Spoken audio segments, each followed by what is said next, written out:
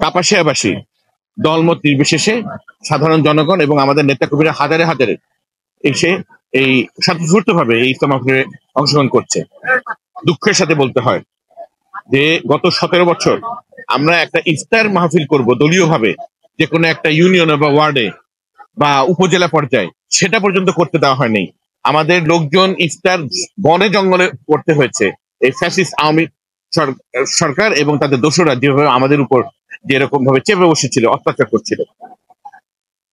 কাজেই আজকে যে অনুভূতি অত্যন্ত আনন্দের, সেই সাথে বেদনারও। কেননা এই 5ই আগস্টের ছাত্র জনতার যে আন্দোলনে হাজারো মায়ের বুক খালি হয়েছে, সেই তাজা রক্তের বিনিময়ে কিন্তু আজকে আমরা এরকম মুক্ত পরিবেশে ইফতার, দোয়া মাহফিল সহ বিভিন্ন রাজনৈতিক কর্মকাণ্ড চালাতে পারছি। আপনি বললেন বাজারে গুঞ্জন রয়েছে, এবং বৈষম্যবিরোধী আন্দোলনের অন্যতম নেতা জনাব হাসনাত আব্দুল্লাহ তিনিও কিন্তু একটি সুস্পষ্ট একটি ফেসবুকে স্ট্যাটাস দিয়েছে। আমি ব্যক্তিগতভাবে অত্যন্ত উদ্বিগ্ন, মর্মাহত। যদি এই কথার ন্যূনতম সত্যতা যদি লেশমাত্রা থাকে, এটা অত্যন্ত উদ্বেগজনক।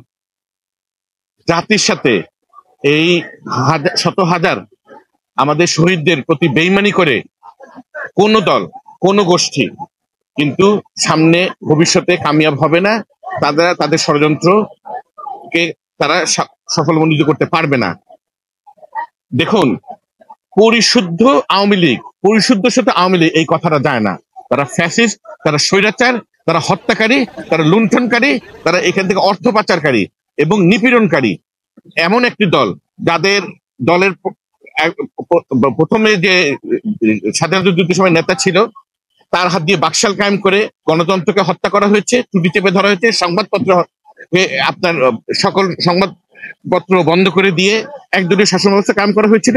ঠিক তেমনি ভাবে গত 16 বছরেও স্টিম রোলার চালিয়ে মাফিয়া সরকার এ দেশে মানুষকে জিম্মি করে, হত্যা করে, গুম করে আপনার তাদের যে ফ্যাসিস্ট রাজত্ব কায়েম করেছিল, তাদের সাথে কোন রকমের সখ্যতা, কোন রকমের সমঝোতা এবং যেই রক্ত তাদের গায়ে লেগে আছে, এই রক্তের দাগ মুছে না যাওয়া পর্যন্ত, জাতির কাছে ক্ষমা না চাওয়া পর্যন্ত এবং সুস্পষ্ট বিচার না হওয়া পর্যন্ত কোনোভাবেই, আমি সরাসরি বলতে চাই, আওয়ামী লীগের বাংলাদেশের রাজনীতি করার কোনো অধিকার নেই।